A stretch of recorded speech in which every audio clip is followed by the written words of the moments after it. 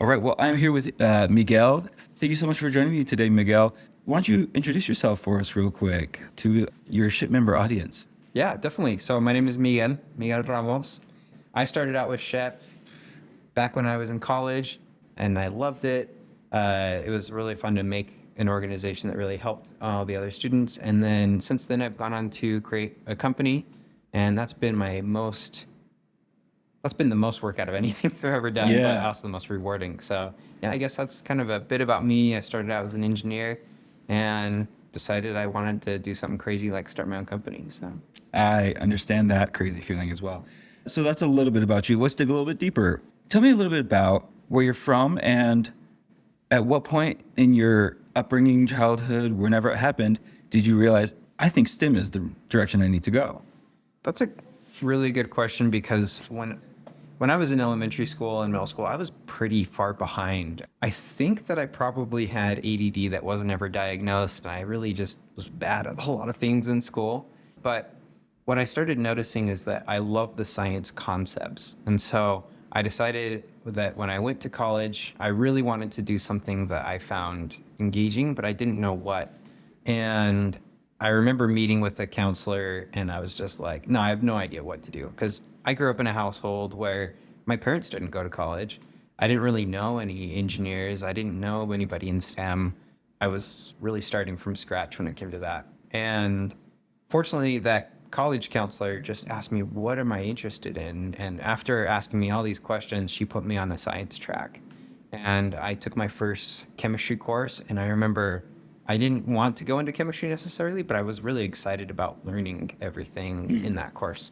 So that's what got me into it. And I'm just grateful that there were people along the way because I didn't really have anybody in my personal life who had done anything like that. So I had to rely on the system. I had to rely on Sure. the school and the counselors they provided. What did your parents do and what was their take on you going towards a STEM career? Yeah, so my dad, he worked in maintenance, just kind of at the local power plant here. And then I guess I learned later that he did do some college. I didn't know that at the time though, Oh. but he didn't get very far through it. And then my mother didn't work for most of my upbringing. It wasn't until later where she started she ended up becoming a paralegal and has gotten some education herself. And I'm really proud of what she's done because she's really the one who's inspired me to do everything. She's always been very supportive. And if it weren't for her, I don't think I would have even considered college just because even though she didn't know how to help me like fill out my applications, I just knew that she believed in me. So that was kind of what made me feel like I could be the first to go to school. The foundation of your familia, you know, being a place to step off from is important, regardless of even what you know about them, I guess, to an extent, not knowing that your dad had some college experience as well. And so I think I always like, finding sort of that foundation, some of those foundational points, especially when we talk about the journey towards being involved in SHPE, because the SHPE familia is the same thing, right? It's a foundational stepping point for you to really launch off of in so many ways. So when did you first discover SHPE? So I discovered it when I was probably my second year of engineering school. And I learned about it through a friend of mine named Luis. And he really wanted to start a chapter. And I felt so overwhelmed with school. I was like, I don't know if I want to start it, but if you want to, I'll support you. And I ended up just getting more and more involved.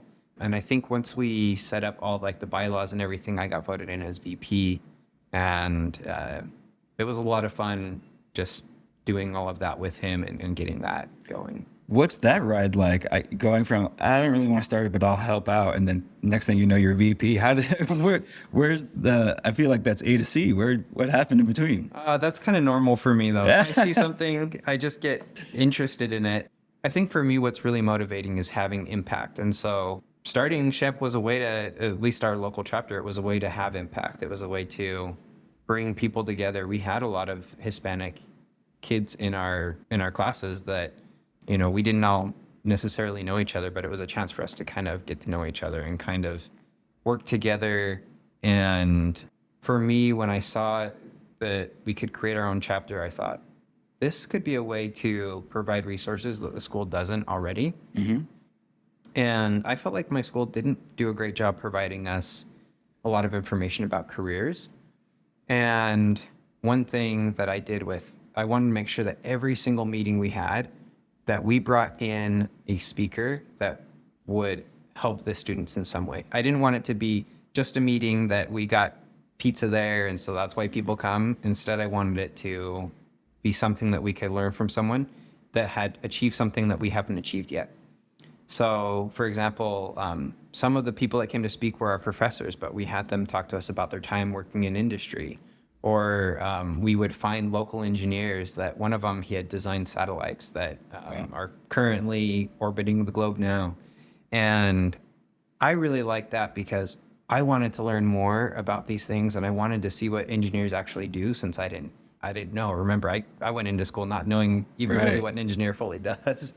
And so to me, that was a great excuse for me to call these people up and say, will you come speak to us? And I was surprised so many people did, and they created great presentations and brought in the things that they were working on. And I think for me, that added a lot of value. And we had people show up that, some of them weren't even engineers. Some of them were interested in joining SHPE. They just wanted to be there for the content we were providing. And I figured if we're doing that, then we're going to find ways to help the other people in SHPE.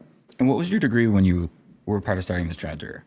Yeah, so I was a mechanical engineer for my undergraduate, and then in my graduate work, I also did mechanical engineering, but I focused more on the biomechanics side of things. Okay. And what drew you to mechanical engineering and then ultimately bio? Yeah, for me, I am someone who I'm a generalist, I've realized. I'm not someone who loves to specialize and become like the world's expert at one small thing. Mm-hmm. And I think that's why mechanical engineering was so good for me, because you get to learn about all of the physical engineering and all the physics, but you don't go super in depth, at least in your undergrad. And to me, that was fun. I remember being able to learn about circuits in one class, learning about heat and mass transfer in the next class. And I thought that was a good fit for me. Yeah. And so how did SHPE make an impact on you once you guys got the chapter up and running and you accidentally became VP? And obviously you jumped in head first, which sounds like is not abnormal for yourself, but you jump in head first and do it out of making an impact. You mentioned that that's really important to you, making an impact to others. But I know that through the course of all of that it made an impact on you. Tell me a little bit about how SHPE influenced you during that time. Yeah, well, it's interesting because I didn't stay VP for very long. I became the president by default. Yeah, there we go. So I was going to ask how long it took. Yeah. What ended up happening is the person who was the president, he had started, he had all these great initiatives and he had started on them, and then he immediately got a job and was gone within a matter of weeks. Oh, wow. And so I became the president by default. And I don't think I would have sought out that president position if it were just my own initiative, just because I felt like I really needed to focus on school, and I was putting my way through school by working at the same time. And so it kind of forced me into this leadership role. And what it did for me is it helped me be really efficient. And I thought, okay, I'm going to pull away everything that's not important. We're going to pull away the SHPE get-togethers that aren't going to really be impactful to the membership. And when we did meet, I didn't have a lot of time. I had my schoolwork to do. I had to get back to work. I commuted all the way to Salt Lake from Logan, which is about a 1.5 hour, 2 hour drive, depending on traffic. So I had so much going on that when we got together, we were just efficient, and we didn't use these long meetings to plan things. Instead, we would assign people, okay, you need to plan this out. You need to figure this out. And when we get together, it's to make final decisions and we can move forward. And I remember in one of the meetings, a friend of mine looked at me and he goes, Miguel, I think you're going to be a leader of something big someday because you're being so efficient right now. And that was a huge compliment, obviously. I still haven't forgotten it. And I think that set me up well for other leadership opportunities in the future. Definitely. And I'm curious, what advice would you have for some of the members who might be listening and are considering leadership positions, whether it be in their chapter or various levels within SHPE here? And as someone who wasn't seeking that out really from the get-go, maybe even slightly resistant, but ultimately caved and had this kind of thrust upon you, and you just took up the mantle and ran with it. For those people who are considering that and maybe are concerned about, things that you were concerned about, time commitment and responsibility of leading a chapter or whatever it is. So what advice do you have for some of these members who are considering leadership to be a part of making an impact with SHPE? Yeah, I think that looking for those leadership opportunities are going to help you later on. It's interesting that the beginning of your career, you're going to find that having hard skills are most important. But as your career goes on, it's those soft skills that typically need to be built out more. So for example, if you're going to lead a team of engineers, you need to be really good at people managing. Whereas if you're just one of the people on that team you're going to solve probably a more technical problem. So I think that building up those leadership skills and those soft skills as early as possible is only going to help you. Yeah, absolutely. And this is a great opportunity to do it because it's engaging and it comes with the familiar, right? It's all baked right in. And so that's fantastic. Thank you for sharing that with us. I want to then get a little bit farther down your journey here. Tell me a little bit about how your career started then after going to school. Yeah, so when I was going to school, I figured out that I wanted to design medical devices. And the reason why I did that is I had seen that I kind of wanted to become a doctor.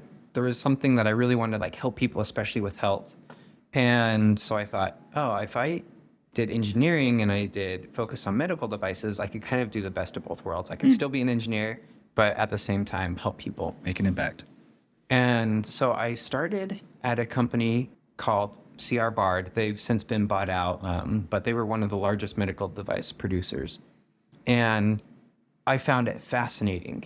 But after a little while, I started getting frustrated because I realized that in order to get anything passed by the FDA, it takes a long time. And if I came up with a better idea, it would be months or years before a patient could see any of the benefits of that. And that's kind of what made me feel like I needed to start my own business. To get into that is I was doing my master's degree and I took an entrepreneurship course, and I felt like I didn't learn a ton of good content in the course, but what really impacted me is every week we had an entrepreneur visit us and they would tell us about their company. And that made all the difference. Because when I started to listen to these people, I realized that a lot of them were history majors, or some of them were engineers, but they didn't really have a specific background. And it made me realize, well, if they could do it, then I don't see why I couldn't do it. And so I decided to start my own company. And my first one failed, which was a great learning experience. Most companies don't make it the first time. And that gave me all the education I needed for my next company that's been very successful. Yeah, and it sounds like, it's a common theme that's come up in some of this for you is you get thrust into the leadership position within your SHPE chapter, and it becomes apparent to those around you and then to yourself that you're very efficient, and working with the FDA, I imagine, is not very efficient all the time. So I can see how that struggle starts to begin and just kind of the angst of being stuck in that mindset. And the freedom that does come with the idea of entrepreneurship. I can speak from personal experience being an entrepreneur myself. There's so much fear involved with entrepreneurship. Tell me a little bit about some of those struggles early on, especially, going through your first business being a failure. Yeah. Being an entrepreneur, if that's something that you want to pursue, one thing that you're going to see is you have the highest of highs and the lowest of lows, and sometimes at the same time. Yeah. It's a very difficult thing. And it's not for everyone. And if you are interested in entrepreneurship and you say, "Ooh, I'm not sure if I want to go through that," then you can also be part of one of the first employees of a small company that's going to get large, or there's other ways to get involved without being the CEO. And I think that that's important for people to see, because oftentimes people say, "Oh, I can either start my own company or be part of a large organization." There's actually a big spectrum in between. At the beginning, I remember talking to our potential customers and thinking, wow, we have something that's so much better for them. And we get on a call with them and they would say, well, to me, it sounds like you're two people in a garage. And I'd look over at my co-founder and I'd say, well, at least we have an office. Yeah. But they're right. We are only two people. So that was a lot of work that I had to make sure that we would always present ourselves in a way that focused on them and their needs and not on us. And that is actually the thing that makes a business successful anyway, is you find a way to be really empathetic to your customers and really understand their needs. And when you can fulfill those needs, they're not going to care as much if you're small. And maybe some of the large companies, like it's hard to get, Sony eventually became a customer, for example. They weren't going to become a customer when we were very small. Sure. But, we helped so many smaller companies just by focusing on their needs that we were able to get larger and larger and larger customers. Yeah. And so then learning all of this, getting out of the garage into an office, you said your first business failed. My first business failed. The story that I just told you was from my second business. Right. Okay. Yeah. So tell me about that business. What, was still in medical device? No, it was actually a totally different industry. Okay. So my company is called Limble, and we make a maintenance management software. So if you think about, most companies have something physical, whether, we're in a big convention center right now. They have something physical, a big building with AC units, but you have also manufacturers that have all these manufacturing equipment. Well, they need to take care of their equipment. And what our software does is it helps keep track of all the schedules. It helps keep track of all the parts that they have on hand. It helps keep track of all the finances. And before our software, this was all done on Excel sheets and sticky Sure. notes. It's a total mess. And our software streamlines all of it. Wow. And how long ago was it that you started that? So that company officially started in 2015. Okay. And I hear it's going fairly well. Is that right? That's correct. Yeah. We have over 200 employees. And this year, Goldman Sachs invested us and valued us at $450 million, which those are just big numbers. A lot of people may not know what that means. I guess to put that in perspective, companies like Build-A-Bear, Kodak, Purple Mattress, Big Lots might be some companies that people may have heard of, and we're valued at a higher valuation than all of them. That's amazing. Congratulations. Thank you. How does it feel then, spending some time here with us, reliving some of your story, touching on some of these points where we go through some of the failures and some of the uncertainty and, even first moments of like being recognized as efficient and a leader, and having that all kind of in perspective after reliving that and recognizing that now you have this extremely successful business that you've started, 200 employees, people that are all lives that you're impacting as well, making an impact. I know we talked about it is a really important thing for you. What does it feel like when you have a moment to recognize that the journey's gone really well? I feel really, really grateful. I think that what I feel so grateful for is it's given me a lot of opportunities myself to grow. And I just feel like I grew up in a situation where money was very tenuous. Mm-hmm. And there were a lot of arguments between my parents. There never seemed to be enough money. We were always worried about money. And I feel very fortunate because I feel like I don't have to worry about that anymore. Yeah. So that's one aspect. But the other aspects are I've just grown so much along the way. I feel like I can solve problems. I feel like I'm not at the mercy of whatever happens to me in life. Instead, I'm someone who can be the one to make the changes that I'm looking for in my life. To give you an example is throughout my whole life, people would say, oh, you better travel now before you get married, because once you get married, you won't be able to travel, or travel now before you have kids, or whatever it is that people say. Right. And I feel like being an entrepreneur and solving all these problems has allowed me to say, you know what, whatever the problem is that I want to solve, I can come up with a solution for it. Mm. If I do want to travel with having a newborn, I'm going to find a way to do it. Yeah. If I want to create a company, I'm going to find a way to do it. If I want to help somebody or make this impact in the world, I can find a way to do it. Yeah. And that, I think, to me is way more valuable than like the money aspect or anything else.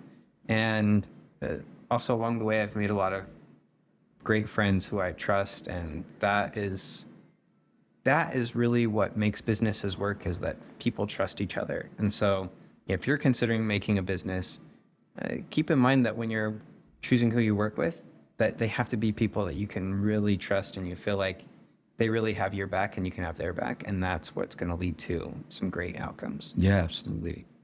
So really important to find the people you can trust and really evaluate those relationships, because you're going to end up leaning on them really hard in this process. What would be another piece of advice you would have for any of our SHPE members who are thinking about entrepreneurship? You also mentioned earlier how it's not all or nothing. It's not start a business or don't start a business. There are ways to kind of subtly get involved. So in addition to those ideas that you've already brought up, what's another critical thing that you either learned or wish you had learned earlier in your entrepreneurship journey? Yeah, I wish I had been better at deciding who to work with.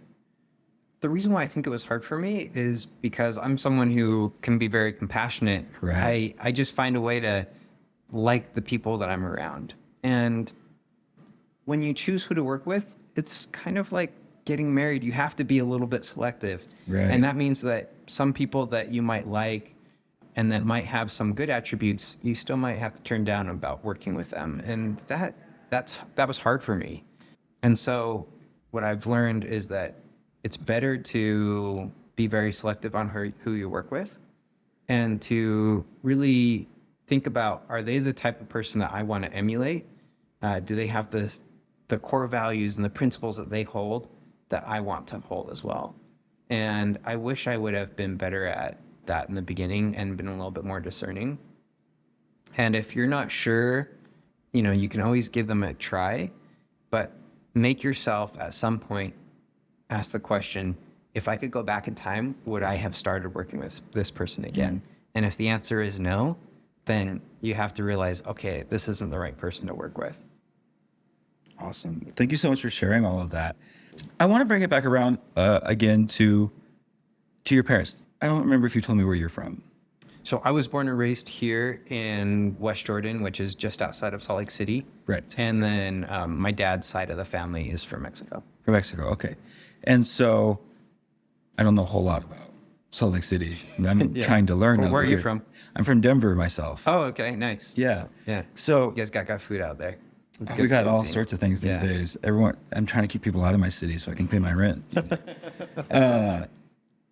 But yeah, so I want to bring it back to your family again. You talked about how your parents hadn't had higher educations when you were growing up, and you mentioned that your mom now has. She went back to school. Is that what you said? To become a So she paralegal? became a paralegal, which isn't a 4-year degree or anything, but it's definitely, I'm just so proud of her because she found something that she wanted to do and she put in the effort and did it. And I personally think that she's a fantastic paralegal. Yeah. So, yeah. Oh, that's amazing. I love that. And the reason I want to bring it back to them is, like, we talked about them being your kind of first foundational stepping stone on this career path for you. And what has the impact on them been watching your journey? I can only imagine they're so proud of you and all the things you've accomplished and getting to watch you grow. I sure hope they're proud. I think they are. One thing that I have really appreciated from, especially watching my mother, is just like working hard and being a good person will pay off. And, one thing that I never wanted to do in my company is hire somebody based on a degree. Instead, it was based on the skill sets they brought and the type of person they are. And it's actually led to me hiring a lot of people that don't have a degree. And if I could have hired my mother, like, I know that she would have been an amazing employee, for example. And so it gave me a perspective on having that piece of paper called a diploma. It's a great thing. And I think that I'm really glad that I have one, but I try not to let that be a prerequisite, because there's a lot of amazing people out there who don't have that. And maybe they didn't have the same opportunities in the same ways, but it could have led them to have other experiences that have made them really be able to perform well at what matters to them. Yeah. And especially here within SHPE, we do talk a lot about some of the struggles that our Hispanic members face going into these STEM fields. And I wanted to ask you, was there Was there any part of your journey that you recognized had extra obstacles or hurdles because you're Hispanic going into entrepreneurship specifically? You know, I think that's a great question. And I think that it depends. People have such varied experiences when it comes to this. I feel like I have seen some discrimination, but at the same time, I've seen a lot of people not even care or notice. Now, I particularly have pretty light complexion, and a lot of people looking at me in the grocery store may not suspect that I'm Hispanic. But at the same time, when I would walk around, my first job especially, people would call me Carlos, Pedro, or whatever, just because they were like, some Spanish name, and Close they would just enough. fill in a yeah. And I definitely saw some things like that. But the biggest thing that I felt like could get in the way for me was being too concerned that there was prejudice and getting too focused on that. And I think for me personally, I feel like if I'm concerned that somebody doesn't like me, it gets to my head. It gets into my head. And so I have a friend who's from Argentina, and he said something that I thought was really impactful to how I go about situations where I might feel discriminated against. And he said, you know what? When I came to this country, I didn't speak any English. Like I didn't have any connections. I'm definitely at a deficit in many ways. And when I get a door slammed in my face, an opportunity closes that I really wanted, it'd be really easy for me to say, it's because I don't speak the language. It's because I'm Argentine. It's because of whatever. But he said all of us have that. Maybe we think that people are going to see us as ugly or too short. That's totally me. I'm pretty short. Or whatever it is. And he said, but if I start thinking it's about something I can't control, then I give up my opportunity to make progress myself. And I like that because I feel like most of the prejudice I've seen is because I am not the typical person that people would expect for whatever I'm trying to do. So for example, being a business owner, I'm not the in-your-face type person. I'm very empathetic. And so sometimes people can see like, oh, this person seems very soft. And, we expect business people to act in a different way. There is so much prejudice out there when it comes to so many different things that I feel like all of us are going to face some of that prejudice. And so what I try to realize is I can be that change I want to see in the world, and I'm just going to focus on solving problems, and I think it's going to work out. And I've definitely had situations where people have kind of been surprised that I've been able to achieve what I've been able to achieve because I'm not what they expected, but it's because I just deal with what's been given me. I know, for example, that I'm pretty sure I have strong ADD, and I feel like that's okay. I just say, hey, if that's how I am, I'm going to use that as my superpower instead of letting it work against me.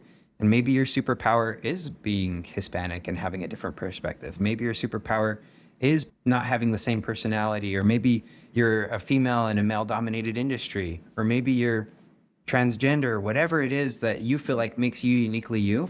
Take that and make that be part of your strengths. And I think that that's one of the amazing things about this life. It's very empowering, at least for me, to think that way. Absolutely. Well, I know, speaking for myself as a person with ADD and an entrepreneur, I am already very inspired by your story. And before I let you go, I want to give you an opportunity to speak to that next generation of Spanish STEM entrepreneurs. What do you want to say to inspire them? Yeah, I would say that you are going to be able to do something that nobody else can. And that doesn't mean that you're going to come up with an idea that's unique. What that means is that you're going to come up with an idea that helps somebody, that provides some value, and you're going to work hard to make it happen. And that's what matters. If you think of a business, any great business, there's other businesses that are competing to try to do the exact same thing. And having the idea is not the big part. The big part is having that grit and that determination. And I feel like whether you're somebody who feels like you're a smart person or not, anybody can have grit and determination. So I would say go for it, find ways to learn from every mistake that you make, and you'll be successful. Well, Miguel, thank you again for spending the time with us, sharing your story, and being a part of inspiring the next generation here at SHPE. And thank you again for your time. You're amazing. Thank you.